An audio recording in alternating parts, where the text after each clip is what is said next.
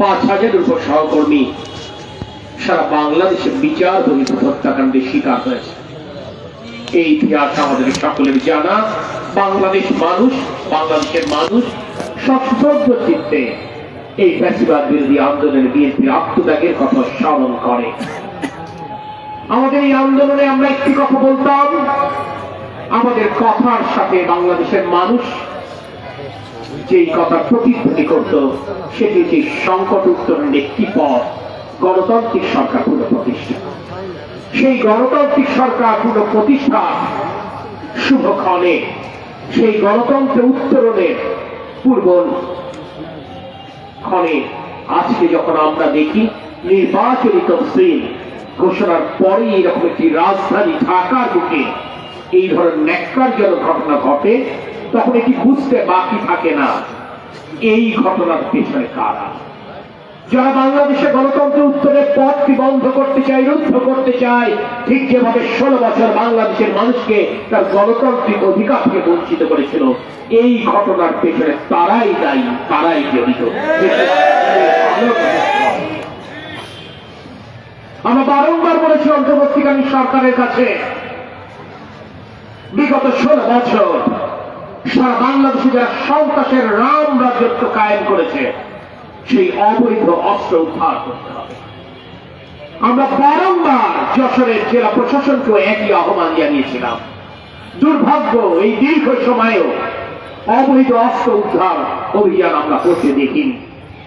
আজ সেই আওয়ামী লীগ আমলে ওই গত 16 বছরের সে অবৈধ অস্ত্র আজ নতুন করে গণতন্ত্রকামী মানুষের বুক তাক করে ব্যবহার করা হচ্ছে। ঠিক যেমন ভাবে ওই গণ অভ্যুত্থানের সময় পাখির মতো গুলি করে আমাদের প্রিয় সহযোদ্ধাদের, আমাদের শুভারাধ্যায়ীদের, আমাদের সন্তানদের শিক্ষার্থীদের হত্যা করা হচ্ছে। তাই প্রিয় ভাইরা, আজকে শুধু এই প্রতিবাদ কর্মসূচি শুধু এই ঘটনার প্রতিবাদ জানাবার জন্য নয়, এই প্রতিবাদ কর্মসূচির মাধ্যমে বাংলাদেশ জাতীয়তাবাদী দল বাংলাদেশের জনগণকে, গণতন্ত্রকামী জনগণকে, বাংলাদেশের ভোটারদেরকে এই বার্তাটাই দিতে চায়, গণতন্ত্র উত্তরণের পথ এখনো কিন্তু কুসুমাস্তীর্ণ নয়। এই পথে এখনো ষড়যন্ত্রকারীরা নতুন নতুন করে কাটা বেছাবার ষড়যন্ত্র করছে।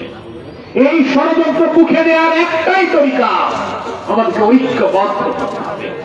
ঠিক যেভাবে বিগত 16 বছরে আমাদের রাজনৈতিক কর্মসূচিতে জনগণ সম্পৃক্ত হয়েছিল, আমরা জনগণকে সম্পৃক্ত করবার উদ্যোগ নিয়েছিলাম। আজকে গণতন্ত্রকামী মানুষকে ঠিক সেভাবে বাংলাদেশ জাতীয়তাবাদী দলকে গণতন্ত্র উত্তরণের এই পথে সম্পৃক্ত করতে হবে। যদি জনগণের ঐক্যের শক্তি চাইতে শক্তিশালী কিছু নেই, মনে রাখতে হবে দেশি বিদেশি ষড়যন্ত্রকারীরা, চক্রান্তকারীরা কোনোভাবেই এই গণতন্ত্রের উত্তরণের পথটাকে স্মুথ করতে দিতে চায় না। আজকে যেভাবে সকল ষড়যন্ত্র নস্যাৎ করে বাংলাদেশের গণতন্ত্রকামী মানুষ গণ অভ্যুত্থানের মাধ্যমে ওই ফ্যাসিস্ট স্বৈর শাসক শেখ হাসিনাকে পদচ্যুত করে দেশ ছাড়া করতে বাধ্য করেছিল, ঠিক তেমনি ওই ষড়যন্ত্রকারীদের ষড়যন্ত্র নস্যাৎ করে দিয়ে বাংলাদেশের মানুষের ভোটাধিকার, বাংলাদেশের মানুষের মানবাধিকার, বাংলাদেশের মানুষের আইনের শাসন পাবার অধিকার, বাংলাদেশের গণমাধ্যমের লেখবার বলবার স্বাধীনতা নিশ্চিত করবার জন্য নতুন করে আমাদেরকে শপথ নিতে হবে। নতুন করে ঐক্যের বার্তা তৃণমূল পর্যায়ে ছড়িয়ে দিতে হবে। যেই ঐক্যের সুতোই সাধারণ জনগণকে গাঁথতে হবে। আমি মনে করি বাংলাদেশ জাতীয়তাবাদী দল এবং সহযোগী সংগঠনের সদস্যরা সেই দায়িত্ব যথাযথভাবে পালন করবে, ঠিক যেভাবে অতীতেও সেই দায়িত্বটি তারা নিষ্ঠার সাথে পালন করেছিল। সেই আশাবাদ ব্যক্ত করে এই দুটি ন্যাক্কারজনক ঘটনা নিন্দা জানিয়ে, বিশেষ করে ইনকিলাব মঞ্চের হাদিস আশুর রোগ মুক্তি এবং দ্রুত সুস্থতা কামনায় দোয়া চেয়ে আপনাদের সকলের কাছে আমি আমার কথা শেষ করছি। আল্লাহ হাফেজ। বাংলাদেশ জিন্দাবাদ, বাংলাদেশ জাতীয়তাবাদী দল জিন্দাবাদ, শহীদ রাষ্ট্রপতি জিয়া রহমান বীরত্ববরত, দেশের একটি বেগম খালেদা জিয়া জিন্দাবাদ, আমাদের প্রিয় নেতা তারেক রহমান জিন্দাবাদ। আজকের এই মিছিলের রুটটি হবে, আমরা দলীয় কার্যালয় থেকে বেরিয়ে আমরা পুরাতন পৌরসভার সামনে দিয়ে চৌরাস্তা মোড় হয়ে আমরা রেল রোড ধরে 8 দিনের 5 দিন আবার হাসান ইন্টারন্যাশনালের সামনে দিয়ে দলীয় কার্যালয়ে এসে শেষ করব।